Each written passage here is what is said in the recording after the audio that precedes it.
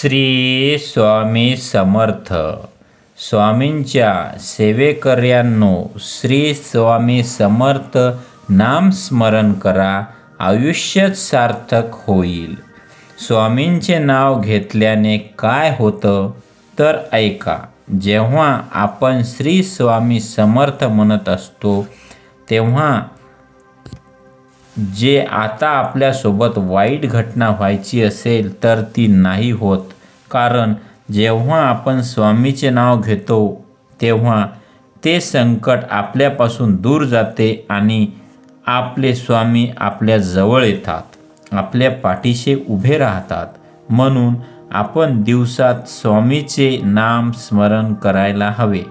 असे केल्यास स्वामी सदैव आपल्या पाठीशी उभे राहतात आणि आपले संकटे पळवतात. त्यामुळे आपण या स्वामी संदेशात पुढे जाण्याआधी एकदा तुम्हीही म्हणा, श्री स्वामी समर्थ. प्रेमाने म्हणा, श्री स्वामी समर्थ. जेवढं होईल तेवढ्या गोड स्वरूपात म्हणा, स्वरात म्हणा, श्री स्वामी समर्थ. आज हा संदेश तुम्ही ऐकत आहात कारण स्वामींनीच इच्छा आहे की तुम्ही हा संदेश पूर्ण ऐकावा. जर तुमचा स्वामीवरती विश्वास असेल तरच या चॅनलला सबस्क्राईब करून घ्या. स्वामींचा आशीर्वाद लागेल. स्वामी म्हणतात, चिमटीत पकडलेले फुलपाखरू अस्तित्वासाठी झगडत असताना देखील पकडणाऱ्यांच्या बोटावर आपल्या पंखाचे रंग देते. काही माणसेही अशीच भली असतात. कोणीही त्यांचं कितीही वाईट करायला बघितलं तरी ती माणसं समोरच्या व्यक्तीचे चांगले व्हावे या भावनांनी जगतात.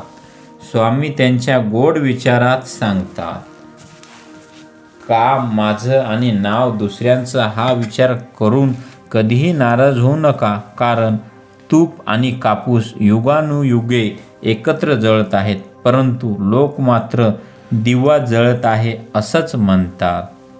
कोणी कसं वागावं हे आपल्या हातात नसतं, पण त्याचा आपण स्वतःवर कितपत परिणाम करून घ्यायचा हे मात्र निश्चित आपल्याच हातात असतं. मधावर पहिला नैतिक हक्क हा फुलांचा असतो, पण मध चोरून पोळ्यांमध्ये साठवणाऱ्या मधमाशांना मात्र त्यांचे श्रेय दिले जाते. समाजातही असंच असतं. प्रामाणिकपणे काम करणारे उपेक्षित राहतात आणि वांग्याचा भोपळा करून किंवा राईचा पर्वत करून श्रेय घेणारे प्रसिद्ध होत असतात. आयुष्य मिळणं हा नशिबाचा भाग आहे, मृत्यू येणं हा काळाचा भाग आहे, पण लोकांच्या मनात जिवंत राहणं हा आपल्या कुशल कर्माचा भाग आहे. स्वामीवरती प्रेम करणाऱ्यांनो, आपले स्वामी सांगतात, जिथे जन्माला कोणत्या घरात यावं आणि जन्माला निरोप केव्हा घ्यावा हे सुद्धा आपल्या हातात नाही. आयुष्यात माणसं कशी भेटतील, मार्ग दाखविणारे की मार्ग अडविणारे हे सुद्धा आपल्या हातात नाही. ज्या पैशांच्या जोरावर आपण अहंकार करतो तो पैसा कायमच असेल असे नाही. ज्या चेहऱ्यांची सुंदरता आपण आयुष्यभर मिळवितो, कालांतराने त्याचा सुद्धा नाश होतो, सुरकुत्या पडतात. ज्या शरीरावर आपण गर्व करतो त्याला सुद्धा वयाच्या मर्यादा आहेत. ज्या मुलांना आपला अभिमान असतो ती सुद्धा उतार वयात आपली काळजी करतीलच असे नाही. ज्यांना आपण आयुष्यभर आपले समजतो ते सुद्धा पडल्या काळात सोबत नसतात. जेव्हा वेळ चांगली असली तेव्हा माजू नका आणि वेळ खराब असली तेव्हा रडू नका. बाळा, तुला आज स्वामी सांगत आहेत ते तू लक्षात घे. स्वामी तुला म्हणतात, जीवनात आपण खूप वेळा पडलो, हरलो. कित्येक वेळा आपण घेतलेले निर्णय आपापल्या मातीत घेऊन जातात. त्यामुळे आपल्याला असे वाटू लागते की आपली काही किंमत नाही. परंतु जीवनात तुमच्यासोबत किती वाईट घडले असू द्या किंवा भविष्यात घडू द्या, म्हणून तुमची किंमत कमी होत नाही. तुम्ही खूप अनमोल आहात ही गोष्ट कधी विसरू नका. एक लक्षात ठेवा, जे भूतकाळामध्ये घडले त्याचा विचार करून येणारे भविष्य खराब करू नका. कारण आपल्याकडे खूप किमती गोष्टी आहेत आणि ते म्हणजे आपले अनमोल जीवन. ते आनंदाने आणि सुखात जगा. स्वामी माऊली म्हणतात, आयुष्य असंच जगायचं असतं. जे घडेल ते सहन करायचं असतं. बदलत्या जगाबरोबर बदलायचं असतं. कुठून सुरू झालं हे माहीत नसतं, तरी कुठेतरी थांबायचं असतं. कुणासाठी काहीतरी निस्वार्थपणे करायचं असतं. स्वतःच्या सुखापेक्षा इतरांना सुखवायचे असतं. दुःख आणि अश्रूंना मनात कोडून ठेवायचं असतं. हसता नाही आलं तर हसायचं असतं. पंखामध्ये बळ आल्यावर घरटं सोडायचं असतं. आकाशात झेपवूनही धरतीला विसरायचं नसतं. मरणानं समोर येऊन जीव जरी मागितला तरी मागून मागून काय मागितलंस असंच म्हणायचं असतं.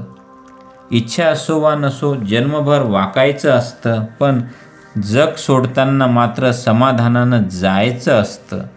आयुष्य असंच जगायचं असतं. स्वामी तुम्हाला म्हणत आहेत, हसणं विसरू नका. जगणं खूप सुंदर आहे. सतत रुसू नका. एक फूल उमगलं नाही म्हणून रोपाला तोडू नका. सगळं काही मनासारखंच होत असतं नाही, पण जेव्हा मनासारखं झालं होतं तेव्हा दिवस विसरू नका. सुट्टात काही हात नकळत, पण जे हात आहे सोबत त्यांना कधी सोडू नका. हे वाईट दिवस नक्की सरतील. तुम्ही मात्र हसणं विसरू नका.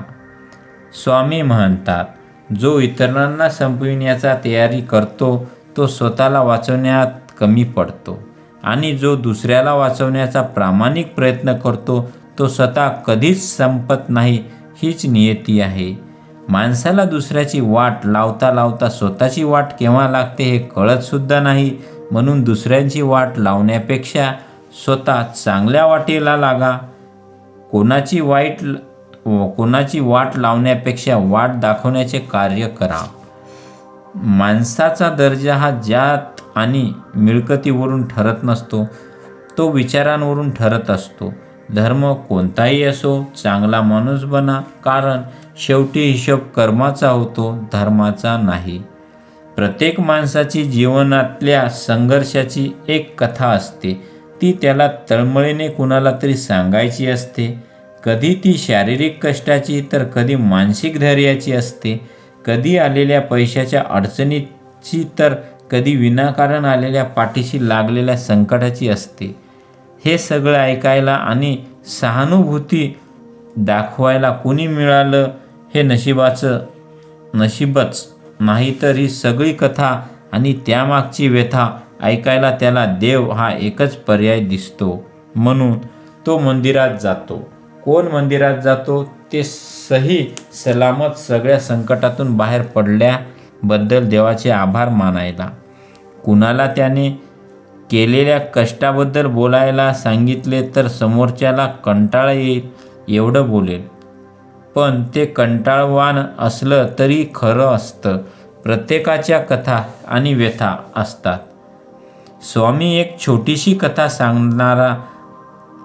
सांगताना म्हणतात, एक मुलगा आपल्या पहिल्या पगारातून आपल्या आईसाठी चप्पल खरेदी करण्यासाठी जातो. दुकानदाराला लेडीजसाठी चप्पल दाखवा अशी विनंती करतो. दुकानदार पायाचे माप विचारतो. मुलगा सांगतो, माझ्याकडे माझ्या आईच्या पायाचे माप नाही, पण पायाची आकृती आहे, त्यावरून चप्पल देऊ शकाल का? दुकानदाराला हे अजबच वाटले. दुकानदार म्हणाला, याआधी अशी आकृती पाहून चप्पल आम्ही कधीच दिली नाही. त्यापेक्षा तुम्ही तुमच्या आईला का घेऊन येत नाही? मुलगा सांगतो, माझी आई गावाला राहते. आजवर तिने कधीच चप्पल घातली नाही. माझ्यासाठी मात्र खूप कष्ट घेऊन तिने माझे शिक्षण पूर्ण करून दिले. आज मला माझ्या नोकरीचा पहिला पगार मिळाला आहे. त्यातून आईसाठी भेट म्हणून मी चप्पल घेणार आहे. हे ठरवूनच मी घरून निघताना आईच्या पायाची आकृती घेतली होती. असे म्हणत मुलाने आईच्या पावलांच्या आकृतीचा कागद दुकानदाराला दिला. दुकानदाराने डोळे पाणावले. त्याने साधारण अंदाज घेत त्या मापाच्या चप्पल दिल्या आणि सोबत आणखी एक जोड घेत म्हणाला, आईला सांगा, मुलाने आणलेला चप्पलचा एक जोड खराब झाला तर दुसऱ्या मुलाने भेट दिलेला जोड वापर, पण अनवाणी फिरू नकोस. हे ऐकून मुलगा भारावला. त्याने पैसे देऊन चपलांचे दोन्ही जोड घेतले आणि तो जायला निघाला. तेवढ्यात दुकानदार म्हणाला, तुमची हरकत नसेल तर आईच्या पायाची आकृती असलेला कागद मला द्याल का? मुलाने प्रतिप्रश्न न करता तो कागद दुकानदाराला दिला आणि तो निघाला. दुकानदाराने तो कागद घेऊन आपल्या दुकानदारातल्या देवघरात ठेवला आणि श्रद्धापूर्वक नमस्कार केला. बाकीचे कर्मचारी अवाक झाले. त्यांनी कुतूहलाने दुकानदाराला तसे करण्यामागचे कारण विचारले. तेव्हा दुकानदार म्हणाला, ही केवळ पावलांची आकृती नाही तर साक्षात लक्ष्मीची पावले आहेत. ज्या माऊलीच्या संस्कारांनी या मुलाला घडवले, यशस्वी होण्याची प्रेरणा दिली, ही पावले आपल्याही दुकानात भरभराट करतील अशी खात्री आहे. म्हणून त्यांना देवघरात स्थान दिले.